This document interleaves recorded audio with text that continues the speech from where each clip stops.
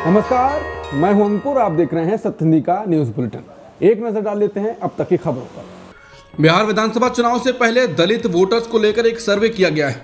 ये survey national confederation of Dalit and Adivasi organisation और the convergent media ने साथ में सर्वे किया है। इस सर्वे में बताया गया है कि दलित वोटर्स क्या सोचते हैं। सवाल किया गया कि नीतीश कुमार के कामकाज को आप कैसे देखते हैं। इसमें 45% से अधिक लोगों ने काम अच्छा बताया और खराब बताने वालों की संख्या करीब 49% थी।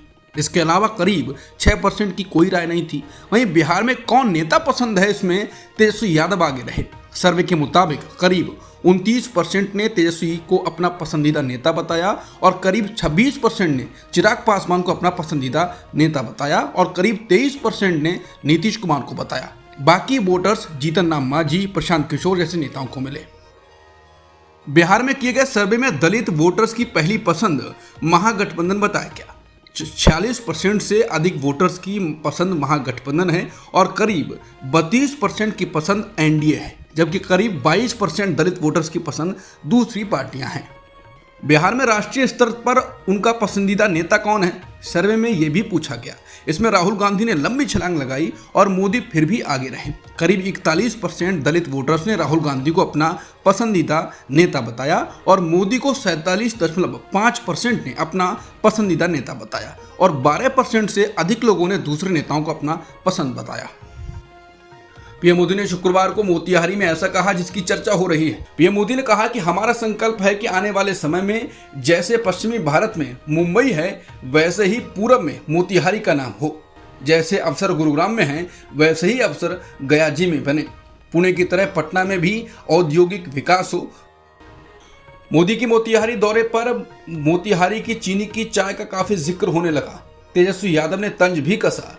उन्होंने कहा कि 11.5 साल पहले प्रधानमंत्री मोदी ने मोतिहारी में चीनी मिल खोलकर उसमें बनी चीनी की चाय पीने का वादा किया था, मगर आज तक वो पूरा नहीं हो पाया है।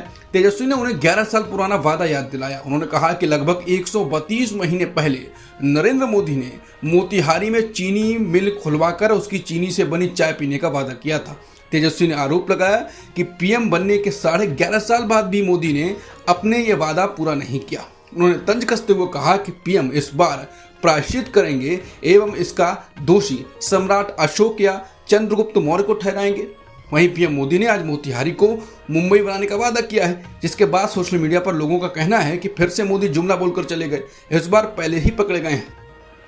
पीएम मोदी ने शुक्रवार को पश्चिम बंगाल के दुर्गापुर में एक जनसभा को संबोधित करते हुए देश में अवैध रूप से घुसे घुसपैठियों के खिलाफ सख्त कार्रवाई का ऐलान किया। उन्होंने कहा कि जो लोग भारत के नागरिक नहीं हैं और देश में अवैध तरीके से घुसे हैं, उनके खिलाफ भारतीय संविधान और कानून के तहत कानूनी कार्रवाई की जाएगी।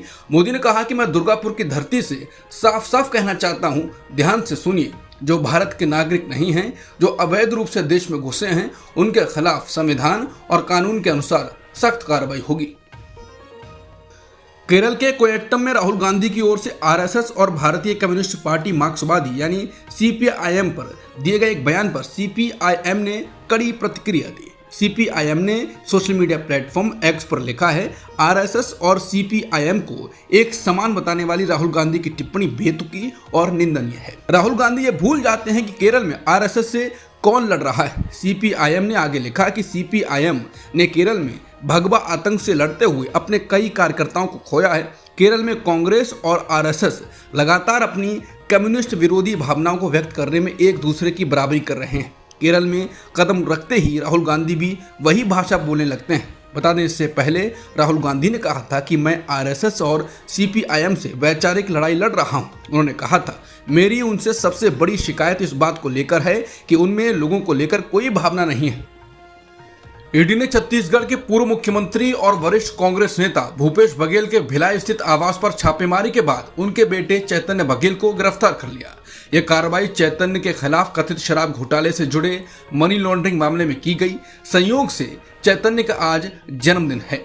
ईडी ने ये छापेमारी मनी लॉन्ड्रिंग रोकथाम अधिनियम यानी पीएमएलए के तहत नई जानकारी मिलने के बाद शुरू की। यह इस साल मार्च के बाद दूसरी बार है जब ईडी ने बघेल के घर पर छापा मारा है। चैतन्य बघेल को कोर्ट ने 5 दिन के लिए ईडी की रिमांड पर भेज दिया है। ईडी ने शुक्रवार की सुबह लगभग 6 बजे भिलाई स्थित आवास पर शराब घोटाले से जुड़े मनी लॉन्ड्रिंग मामले में छापेमारी की थी। इसकी जानकारी भूपेश बघेल ने दी। छापेमारी और पूछताछ के दौरान ही करीब 12 बजे ईडी ने चैतन्य को गिरफ्तार कर लिया था। इसके बाद उन्हें कोर्ट में पेश किया गया। ईडी की कार्रवाई पर भूपेश बघेल ने खुद ही ट्वीट करके इस बात की जानकारी दी है और कहा है कि आज छत्तीसगढ़ की विधानसभा सत्र का अंतिम दिन है और विधानसभा में अडानी समूह की कंपनी के लिए तमनार में काटे जा रहे पेड़ों का मुद्दा उठाया जाना था, लेकिन उससे पहले ही ईडी आ गई है। उन्होंने कहा कि अपने मालिक को खुश करने के लिए ईडी भेज दी। भूपेश बघेल ने कहा कि भूपेश बघेल न टूटेगा न झुकेगा। संसदीय कार्य मंत्री किरेन रिजिजू मानसून सत्र से पहले संसद के दोनों सदनों के राजनीतिक दलों के फ्लोर लीडर्स के साथ एक अहम बैठक करने वाले हैं। यह बैठक मानसून सत्र की शुरुआत से पहले हो रही है, जो सोमवार से शुरू होगा। आधिकारिक जानकारी के अनुसार बैठक सुबह 11 बजे शुरू होगी और इसके बाद मीडिया को भी जानकारी दी जाएगी। सरकार ने पहले ही मानसून सत्र का कार्यक्रम जारी कर दिया है, जो 21 जुलाई से शुरू होकर संभवतः 21 अगस्त तक चलेगा। हालांकि सत्र 12 अगस्त को कुछ समय के लिए स्थगित होगा। लोकसभा चुनाव 2024 के बाद दूसरी बार इंडिया गठबंधन के नेता 19 जुलाई शाम को बैठक करने वाले हैं। इसमें टीएमसी और आप शामिल नहीं होगी। सूत्र के मुताबिक लोकसभा में नेता प्रतिपक्ष राहुल गांधी ने तमिलनाडु के मुख्यमंत्री एम.के. स्टालिन समेत कई नेताओं से बात की है।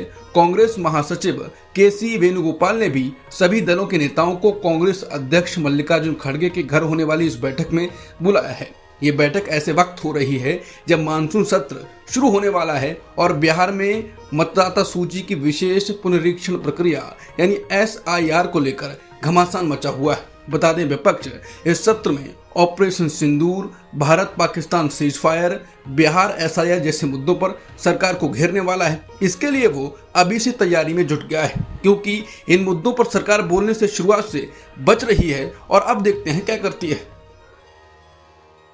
बिहार कांग्रेस ने एक वीडियो ट्वीट किया है, जिसमें एक स्थानीय रिपोर्टर एक व्यक्ति से बात कर रहा है। व्यक्ति पीएम मोदी की रैली में आया होता है। जब उससे सवाल पूछा गया कि मोदी कौन है, तो वो जानता ही नहीं था। उसने कहा कि नीतीश कुमार मोदी हैं। हालांकि बाद में उसने बताया कि उसे 500 रुपए में लाया गया है। कांग्रेस ने एक और वीडियो ट्वीट किया है, जिसमें दिख रहा है कि कुछ लोग जनसभा में काले झंडे से मोदी का विरोध कर रहे हैं और कुछ महिलाएं मोदी के आने से पहले ही निकल ली हैं। कहा गया कि ये मोदी की फ्लॉप रैली है। हालांकि ये विपक्ष के बोल हैं। इसके अलावा आरजेडी ने एक वीडियो ट्वीट किया है, जिसमें दिखाया गया है कि रैली में महिलाएं कुर्सियां तोड़ रही हैं। आरजेडी ने कहा कि आशा एवं जीविका कार्यकर्ताओं पर भाजपा नीतीश सरकार और अधिकारियों द्वारा भारी दबाव बनाया गया कि बड़ी से बड़ी संख्या में सभी लोग बसों में भर भर कर मोतिहारी पहुंचे, पर वहां किसी प्रकार की कोई व्यवस्था नहीं थी। वादे के अनुसार किसी ने उनसे बात भी नहीं की। किसी भी पदाधिकारी या वरिष्ठ नेताओं से बात भी नहीं कराई गई। किसी ने उनकी समस्याओं को भी नहीं सुना। पानी तक की व्यवस्था नहीं थी। ये सब देखकर महिलाओं का क्रोध फूट पड़ा।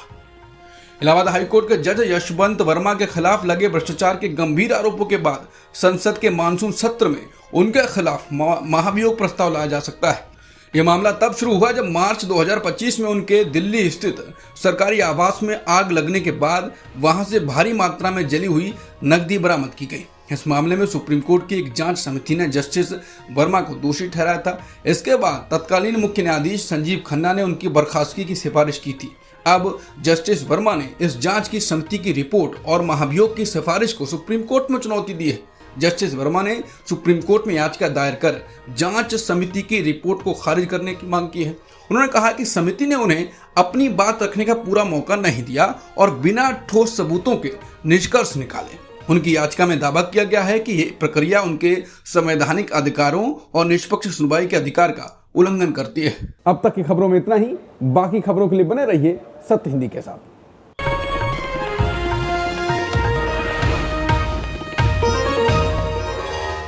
Copyright disclaimer under Section 107 of the Copyright Act 1976. Allowance is made for fair use for purposes such as criticism, comment, news reporting, scholarship, and research.